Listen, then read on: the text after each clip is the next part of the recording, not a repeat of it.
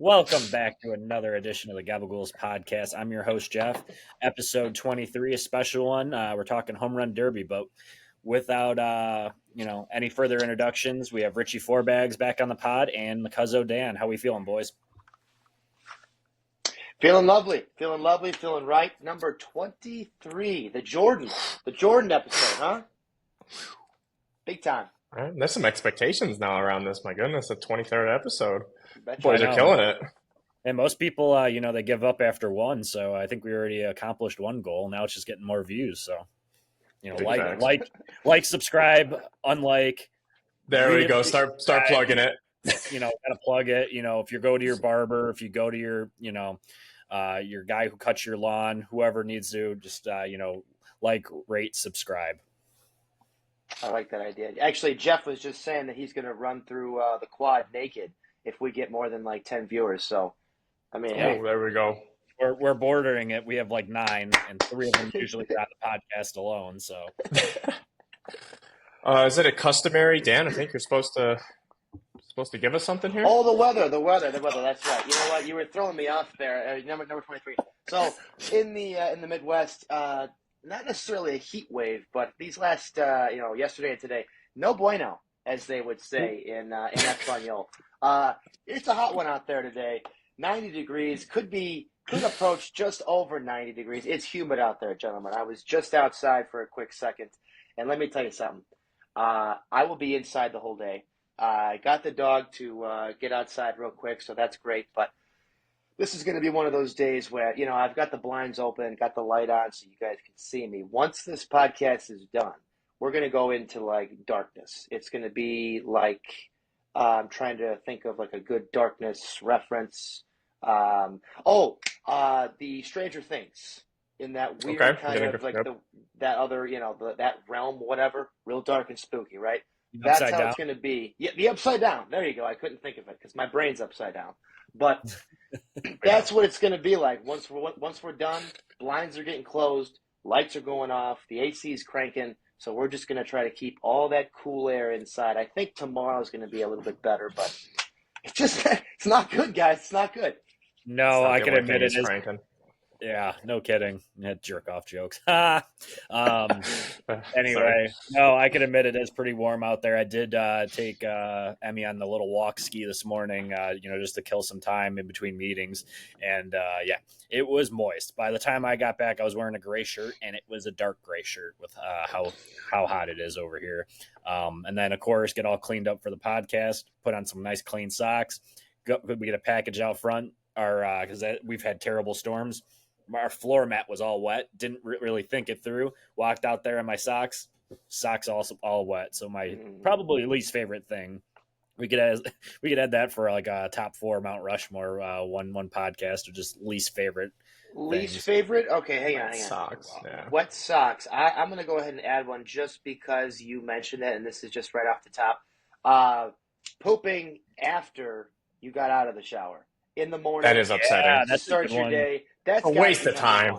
I mean, for me, I don't know about you guys. I like to sit down for a few minutes first, go on the phone. The old folks used to use a newspaper, right? Well, the phone for our generation is their newspaper. You go on there, you look at the weather, you check out some news, you check out some fantasy football, whatever you got going on. I'm sitting down for 10, 20 minutes, I'll be honest with you, and everyone else who's listening. The worst thing. Time?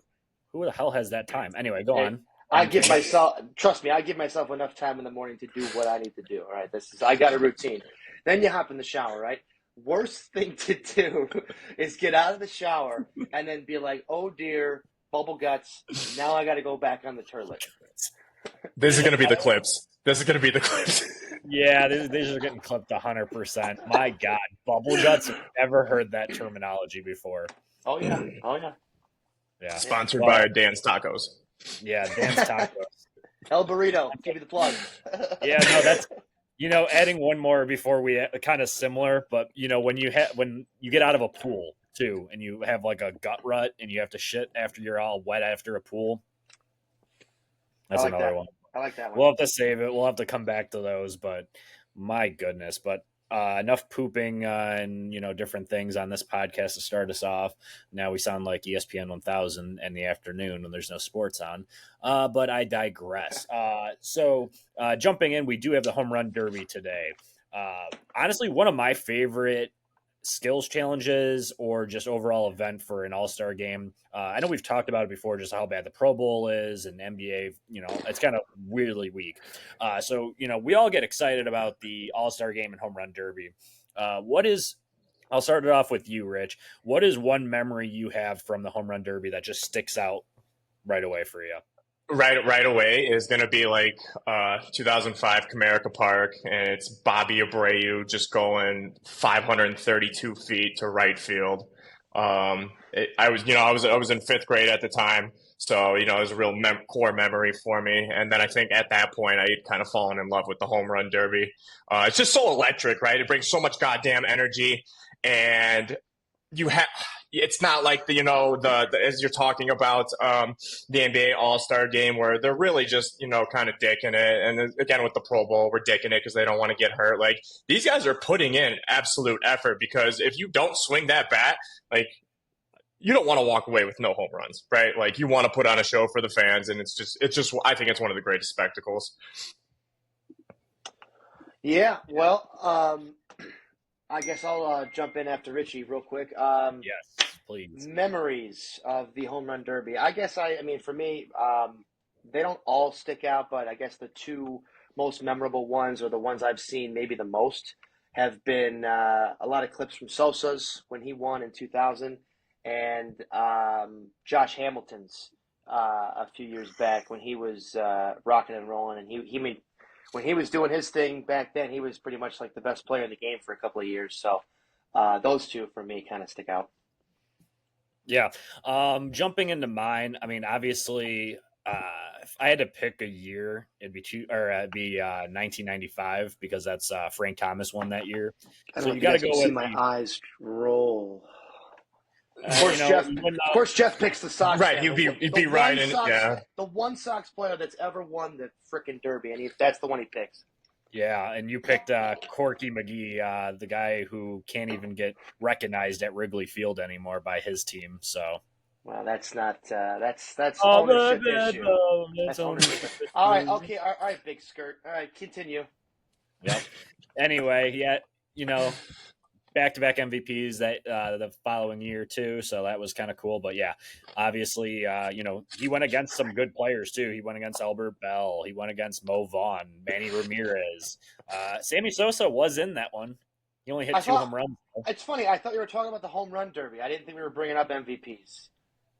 Oh well, I just had to toss in an MVP because I'm sure you did. Yep. Yeah, I'm sure you did. Should I toss in Sosa? I know you guys don't know.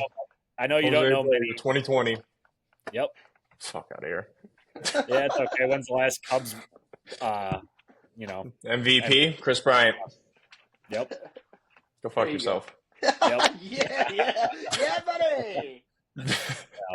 It's okay. Dan grew balls because Rich is here, so I had to. Anyway, getting back on track, yeah, that was one of my favorites. But recently, one of the big guys that I've noticed too that's like really jumped on the scene is Vladdy Jr. Just been a powerhouse in these recent ones. He won in 23. He won with 25 compared to 23 against Randy Arozarena. And then he took a little time off, but he made it to the finals against Pete Alonso too, and in 2019 because they canceled in 2020, obviously. So, kind of crazy just to watch, someone like that, a young player, but also, his dad won a home run derby. So kind of cool to have that kind of correlation in there as well. And the Polar Bears won, I think, 2 himself. And I think he's trying to tie Griffey, who's won, I think, the most at 3. Yes, sir. Yep. Griffey is leading it with 3. Dropping some knowledge bombs on you. Yeah, and do you know who else went back to back? So Griffey obviously went back to back in 98, 99. I know. Yep. And then Yoenis Cespedes, if you guys remember that name, that was a fun one. He ended up going 13, 14, right? Yep. Well done. So yeah, you have a couple, really standouts in that one, but going back, we could jump back and track into this year, actually. When you look at this year's outlook, we have some new faces, which is kind of nice to see. We have Pete Alonso, Gunnar Henderson, Marcelo Zuna, Bobby Witt Jr., Adolis Garcia, Teoscar Hernandez, Jose Ramirez, and Alec Boehm. So who would you guys pick off the top of your head to win this whole thing? All right, so I'll kick us off here. So like we have great names in this year's Derby, right? We got Pete Alonso, two-time winner, and he was in the finals, I think, not last year, the year before. So like he is. I appreciate his consistency to do it each and every year, because you know how sometimes these guys get a little too into their heads, and there's also been this like narrative that if you win the home run derby, you're going to go into this incredible hitting slump in the second half of the season. So I appreciate him coming back and doing it every single year. And then so Teoscar Hernandez, this might be his first year doing it. Big power hitter. Bobby Witt Jr., who won it in high school, actually, or he won the high school home run derby in 2018, I believe it was. And he's a great power hitter as well, plays shortstop. So I think, Marcelo Zuna is a huge power hitter as well. We have a lot of great players. I'm personally going to go with Bobby Witt. I want to say Gunner, just like, because I'm a big Gunner fan. We look, lefty love. We love our left-handed hitters. But just something tells me, well, we love J-Rod, right? As well. But I'm going Bobby Witt Jr. With the win for tonight. Yeah, plus 500 odds too on FanDuel. So solid pick right there. I like it. Dan, who do you got off that list? Well, it's like you guys said, we've got a few first timers on this one. So just looking at the list, it's tough for me to not go with Alonso. Sure. Adolis is another name too that sticks out to me. Hometown. Yeah, but I mean, if gun to my head, if you're asking me, I think I got to go with the polar bear on this one right now. And I know we've got some new rules this year. We'll probably get into that. Or I forgot what they're even doing this year that's new or what and whatnot. But polar bear's won it a couple times. He's got that veteran sort of ism, if you will. He's done it a couple times, and we've got like half the people in here. I mean, Boehm, I think, is a first timer. Gunner, Teoscar, Witt, and has Marcel done it? I don't know if he's done it. So at least half the people haven't done it yet. So that's going to be their first time kind of doing it. He's got the experience with Alonso, and I think he's got like 18 or 20 bombs on the air. So I guess I'll go with Peter Alonso. He also knows how to pace himself too, right? Having that experience, kind of what you're talking about. He knows when to take breaks, because now, the format, back in the day, it used to be you get 10 outs. And that's why you would always see those home run totals be so low. And then now, since they switched it to this 3 minutes, maybe 4 minutes, 4 minutes feels long. Maybe I think it's 3 minutes format. Now that's when you start seeing them hit like 20, 30, 40 homers, because the outs don't matter. I thought that was like a really great change that they brought about how long ago was that now, Jeff, when they eventually switched to that format? It's been a couple years, but like this year, the main rule is like in years past, obviously you could see an unlimited number of pitches within the time limit. This year it's shifting a little bit. Now hitters will either see 40 pitches or hit for 3 straight minutes, whichever mark comes first for the both first and second rounds. So this could be a little bit different. And then when you go into the finals, they're trying to move it along a little bit too. The finals will be 2 minutes long or 27 pitches, whatever comes first. So, that could be big, especially with the bonus balls and whatnot too. And I think after they hit them like over, I think they hit 2 home runs of 440 feet or more, they get like an extra 30 seconds as well. Yes. Yep. The bonus time. Yes. Bonus time. And, jumping into who I want to pick. So obviously Jose Ramirez has been in it. Adolis Garcia has been in it in the past. Those are really good picks. Jose Ramirez has like some of the best odds in my opinion, with plus 1,500, which could be a sneaky one because the dude just turns on the ball.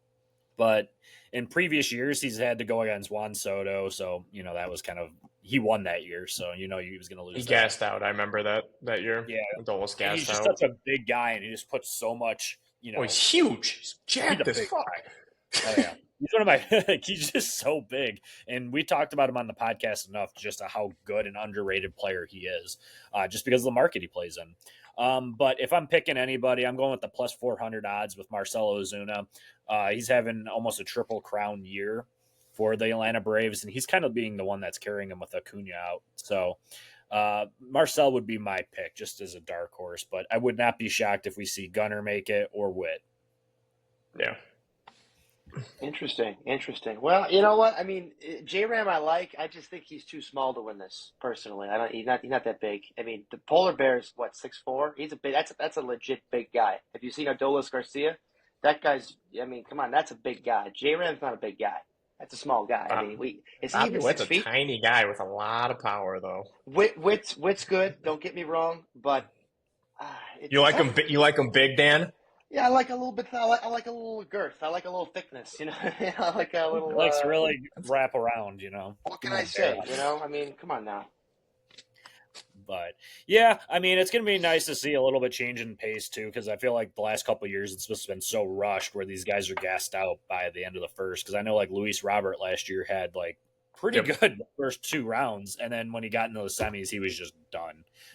Plus the way they did the format. It's kind of silly because, if you hit 25 home runs, if Alonso comes up and hits 26, it's over. So I do miss like the unlimited, as we can go back to, as Rich, as you mentioned, like the Bobby Abreu years too.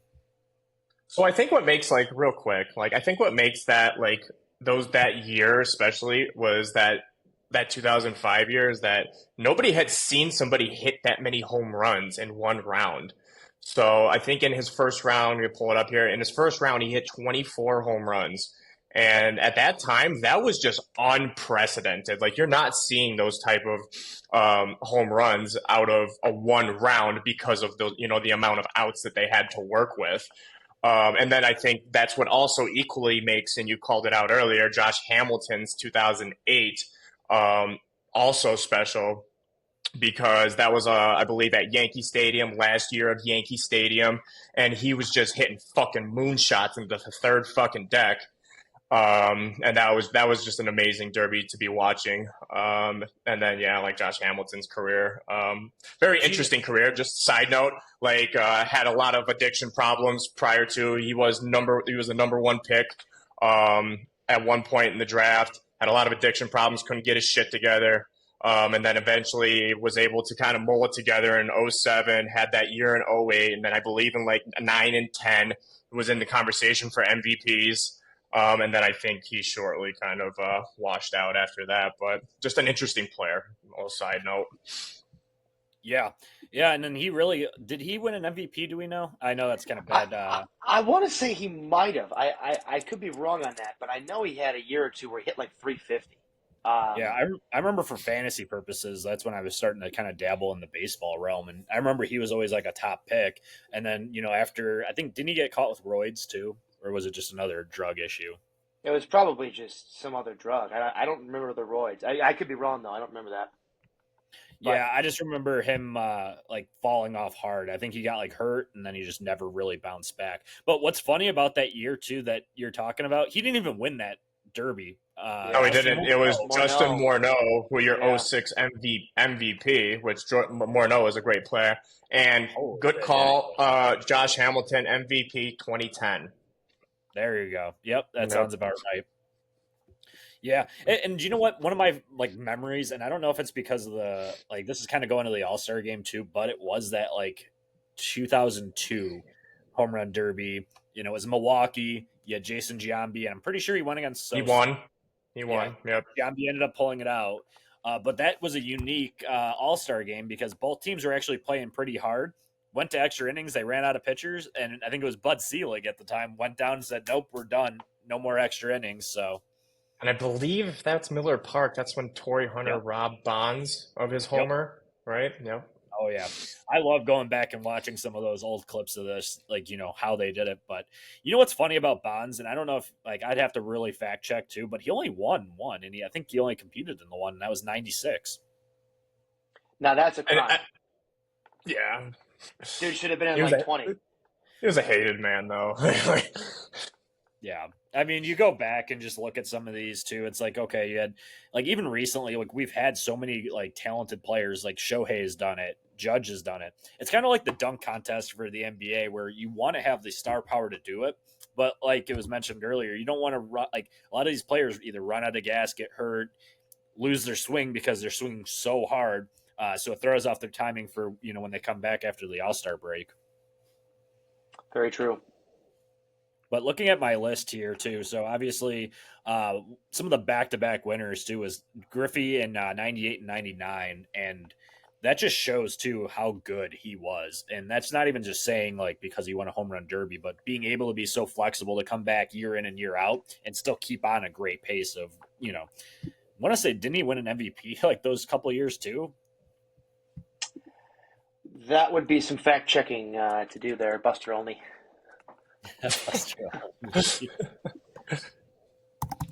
Yeah, he he was one of those players too that I think everybody at least on this pod would come back and say hey, he was the guy that everybody wanted to be, with the hat backwards and just his Oh, I mean, I did when I was a kid. I did the swing, right? As being a lefty, Jeff being a lefty, you always were. You were doing that, right? You were doing that rocking motion. That shit was just it was so iconic. Believe it or not, I used to play around with the Gary Sheffield, just the little thing. I did too. No, I did too. I did too because it was. We all did. Coaches hated that. I did the Bonds as well, right? Which is a little less intense of the bat jerking.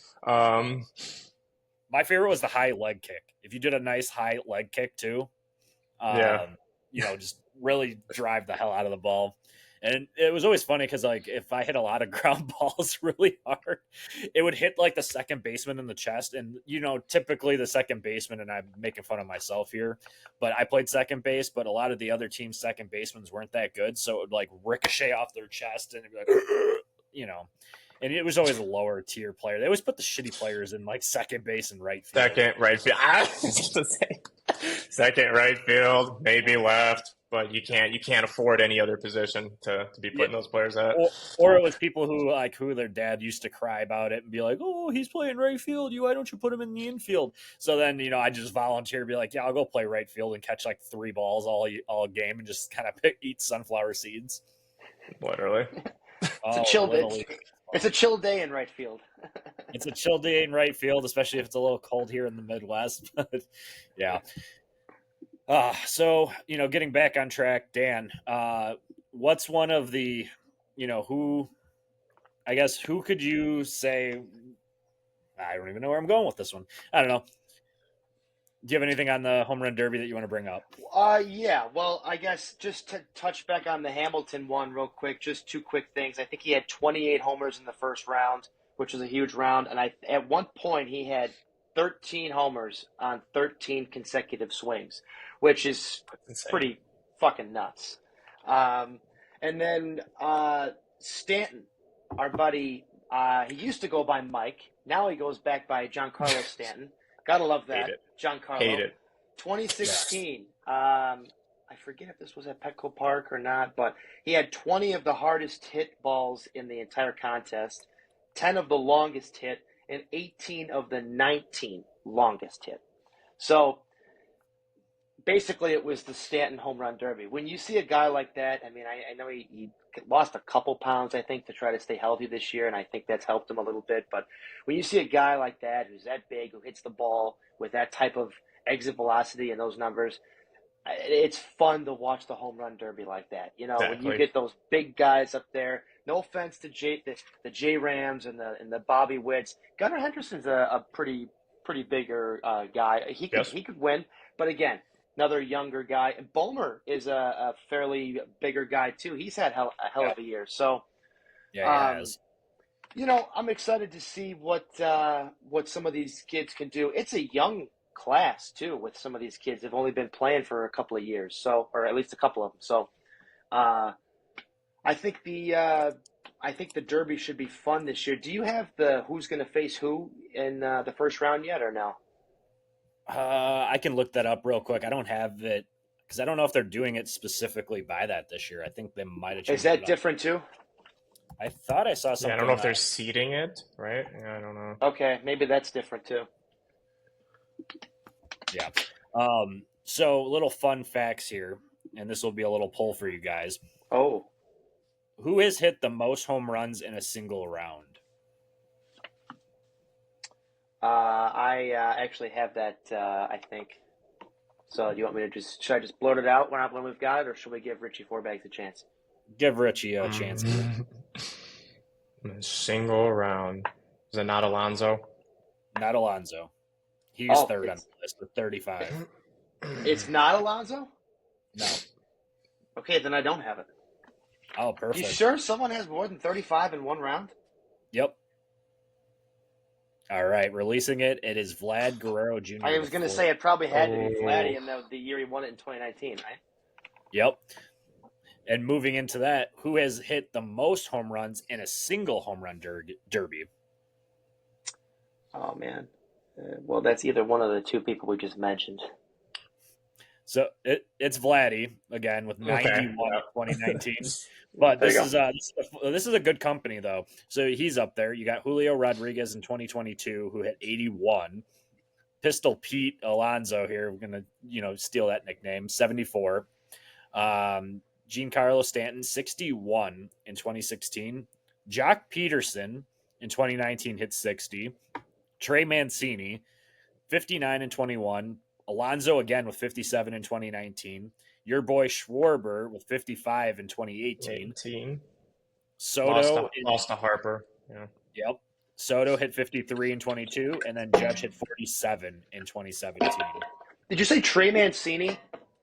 In 21, yeah, that was his comeback from cancer year.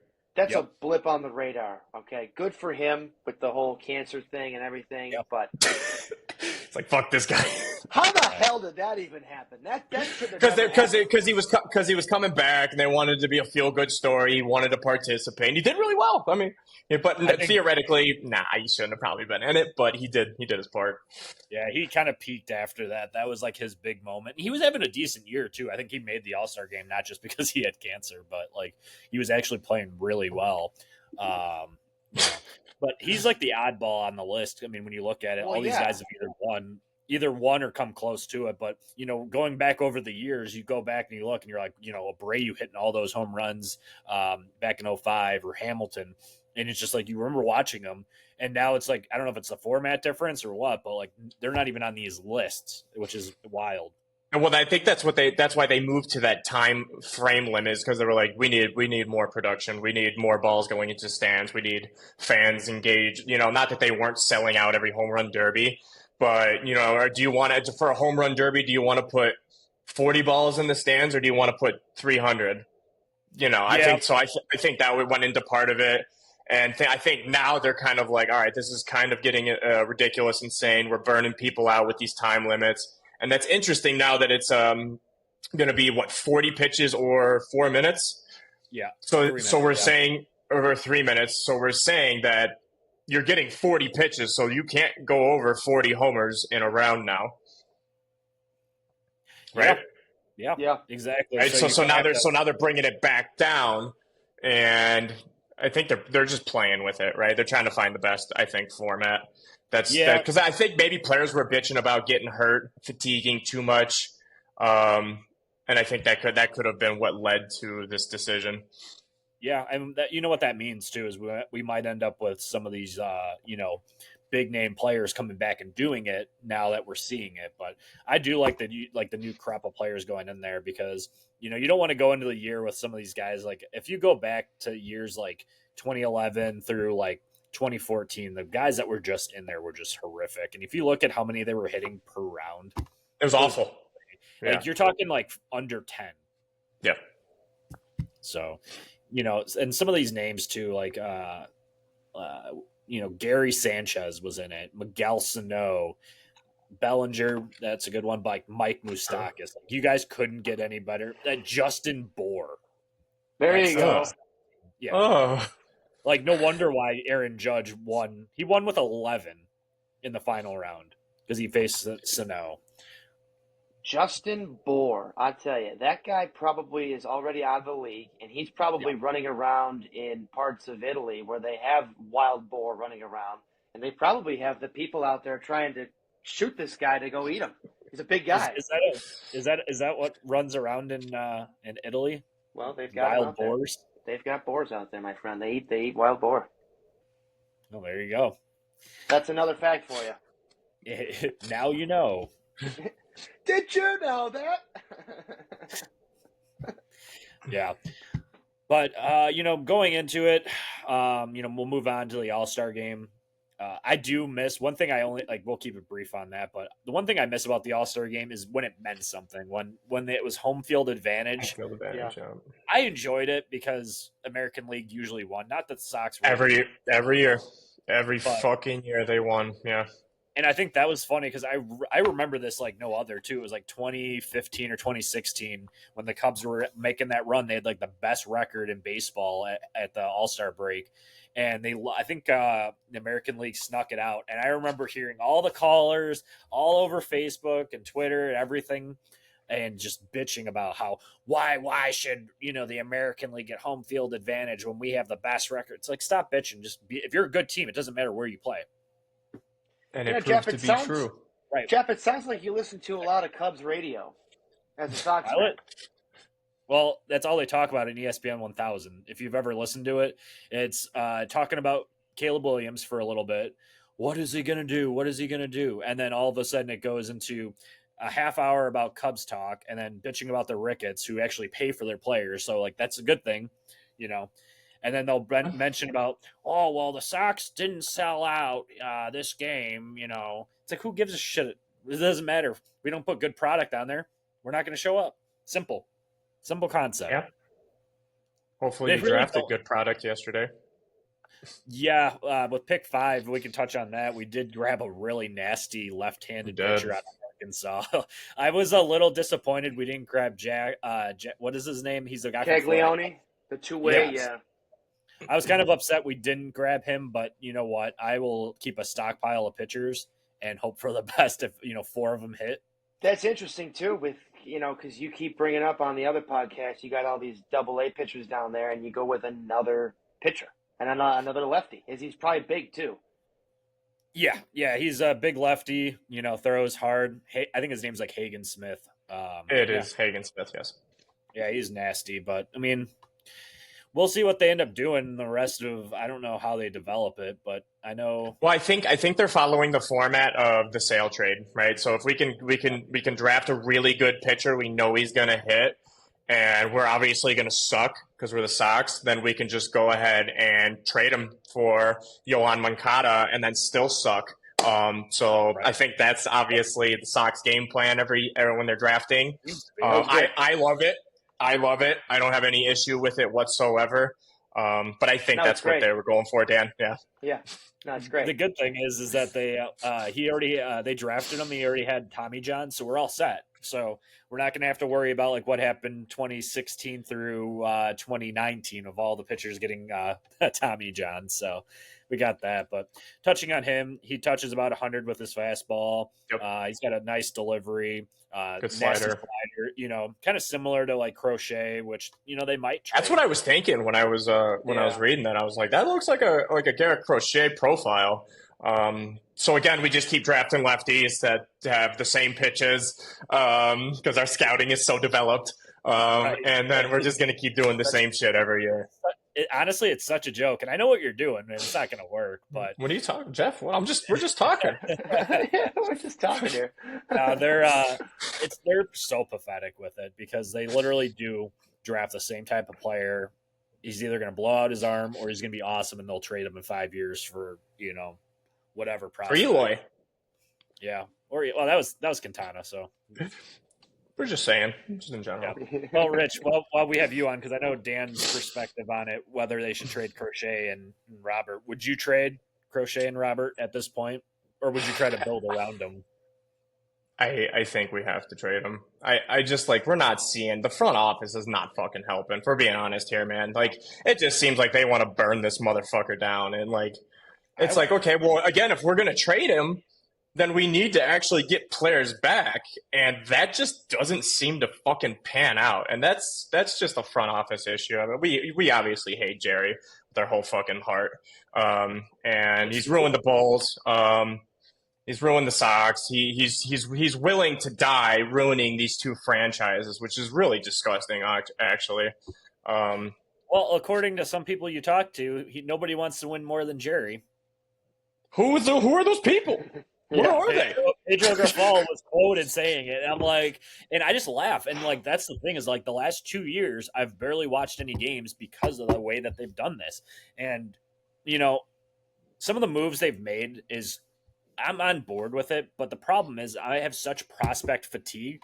I'm done with it. Like, okay, Yeah. best case scenario, you trade Luis Robert to, the Phillies. So he fills in center field there, so they become unstoppable, Untouchable. But it's like, what are you getting out of it? Like you're getting another 3 prospects, and maybe 2 of them end up making it to the MLB because we could go back. You go back through that Yoan Moncada trade. He's been injured, and he just doesn't show up ever since like I noticed this too when I broke it down. You go back when he came up in like 2016, he was solid. He actually won us a couple ball games with some. Oh, he was great. Yeah, I thought he was really good. Yeah. I just thought he had to take the next step that next year into superstardom or at least all-star stardom, and then he just never really got to doing that. And I don't know if it was like everybody around him or the hype, the expectations. The team at that time was like really kind of loading up, and so maybe he felt like there wasn't as much pressure on him. I don't know. Some of these people when they get that money, like it goes out the window. And also to what you're saying, like with these prospects, we always talk about this in baseball. There's a reason there's fucking a billion rounds of drafts or a billion rounds in the draft of baseball. There's no guarantee that you are going to hit on any of these prospects, even if you draft them in the first through the 20th round. Like that, it's not like the NFL. It's kind of not like the top 10 in the NBA, which even then, that's really risky as well. It's like, there is just no guarantee. And that is the hardest thing. And that's where, like, that scouting and development comes into play, like, especially the development piece. And I think that, honestly, has been missing, too, for the Sox. Not just 100%. The scouting part. It's the development. It's the training staff. I hate that even we're talking about the fucking training staff. But somehow the goddamn players pull their fucking hamstrings every month.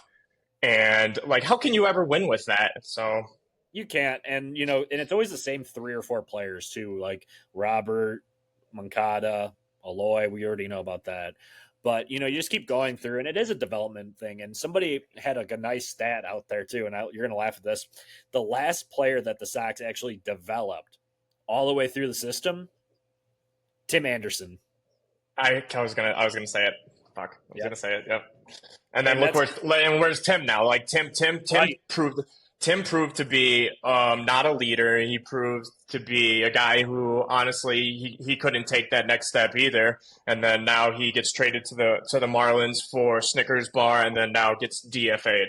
So I mean, just a lot of things have gone wrong in a short time in which we used to say that there was going to be a World Series on the South Side. That was not that long ago.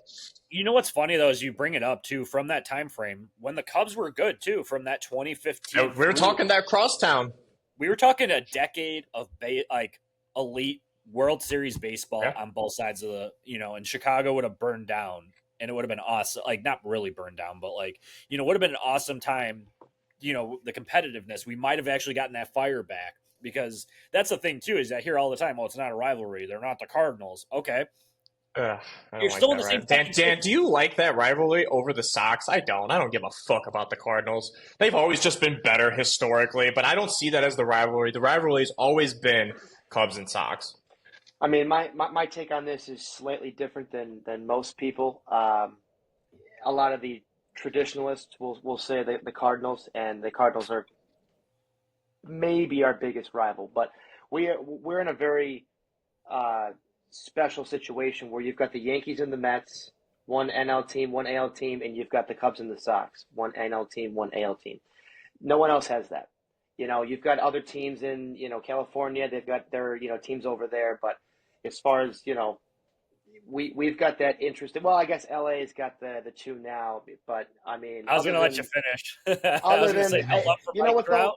But the Angels, weren't they in Anaheim, and then the Dodgers were actually in LA, and now they're actually both in LA, right? I mean, the Angels, weren't they? Angels are still, they just like removed the name. They just changed the name. That's right. Yeah. But the main point I'm making here is, the Yankees and the Mets, they've got that huge rivalry. You like one, you don't like the other. The one pet peeve of mine that I can't fucking stand is when I have a Cubs fan or a Sox fan or anybody come up to me and say, "Oh, I like this team, but I root for the other team. Oh, I like the other team." Right. No, I'm sorry. That was not in this family. It's not in our family, Jeff. You know it. I mean, You know what? We are blood, but we're on the good side and they're on the bad side. All right, there's nothing. And I else like to that. say. See, that's how it should. That's how it should be, and it's gotten super soft over the last 10, 15 years. And my favorite excuse I used to hear from Cubs fans is like, or see it is like, "Oh, I don't care about the Sox." Yet they're sitting there like watching our attendance and they're throwing our attendance, and it's like, congratulations on your fucking attendance participation trophy. When are you hanging the banner? Like, Sox by no means are good, but I don't give a shit about it. Like, I'm not like, that's the thing for me. We show up and we support. Or you just get drunk at the game. So, hey, not you specifically, but either way, we're there. There in spirit.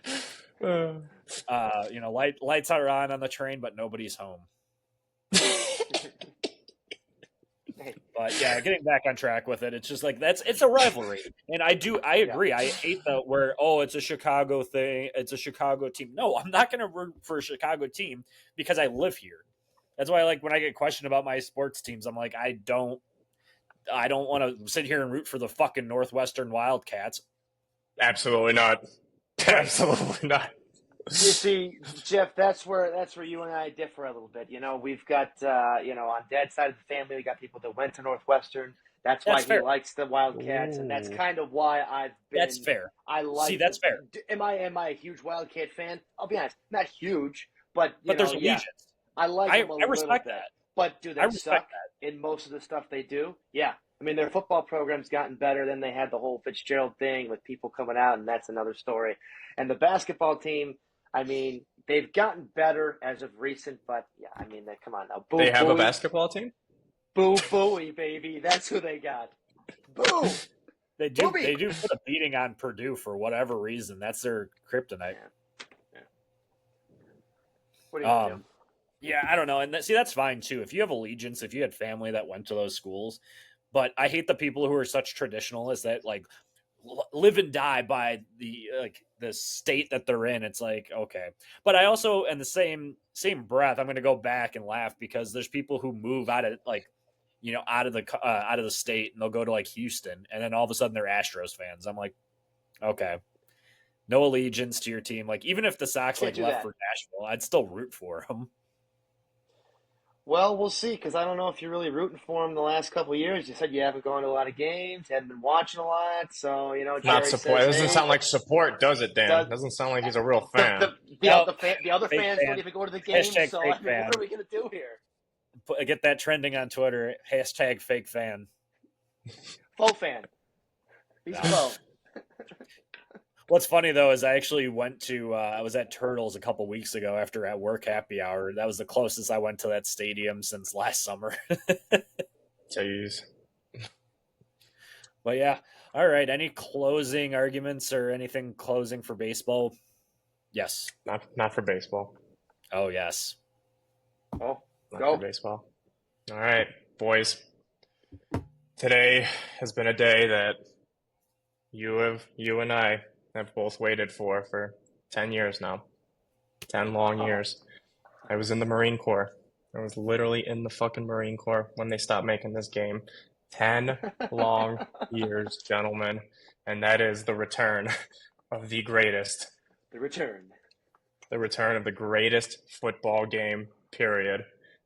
NCAA College Football 25. And it releases in approximately 2 hours and 10 minutes if we really want to be specific about this. And I can't help but that's what I'm doing, boys. It's what I'm doing tonight. It's what I'm doing tomorrow. It's what I'm doing for the rest of the week. It's what I'm doing for the fucking month. And honestly, I might just call it a life. I'm so excited. I might hit these guys. Might hit these guys first. Little Colorado State Rams as a dynasty. I like it. Right across from the stadium right now, actually. I'm feeling a little inspired. And their quarterback actually tried to get poached. They just put an article out about that, but I digress.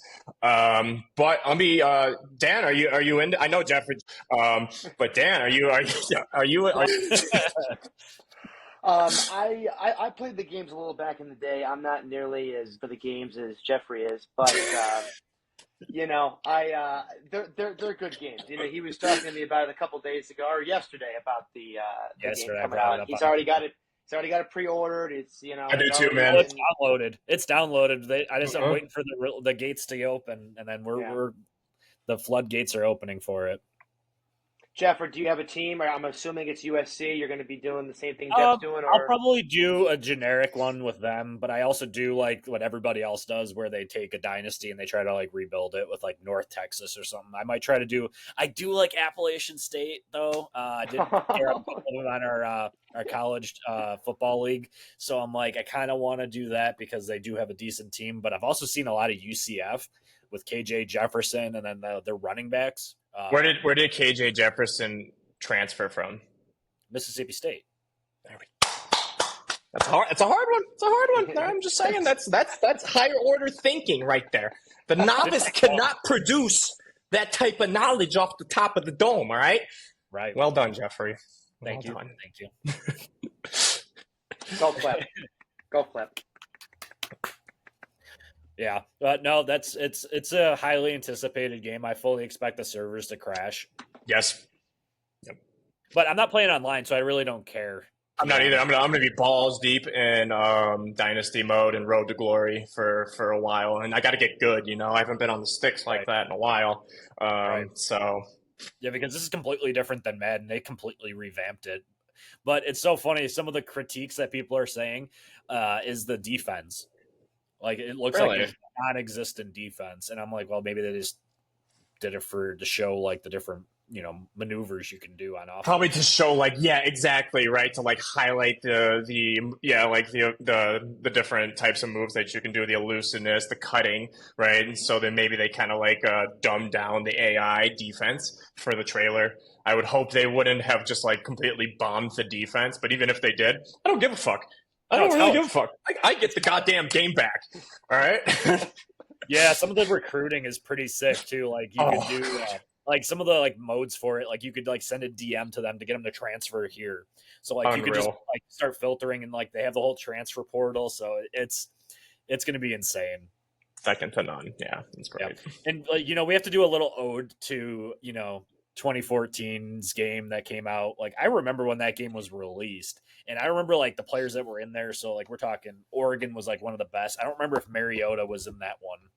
I think he was. Should have been.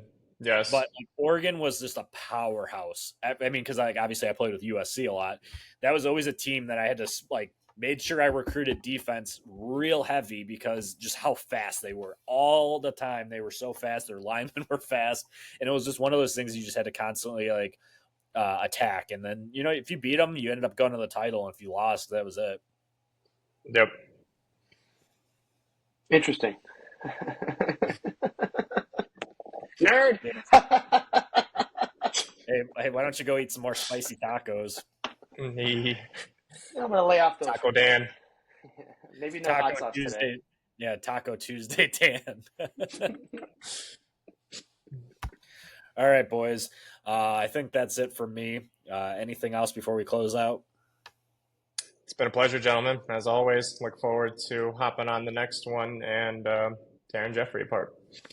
Yep. All right. Thanks, everybody, for hopping on. And as Dan says, we'll think you like us. Burn them all! Burn them all!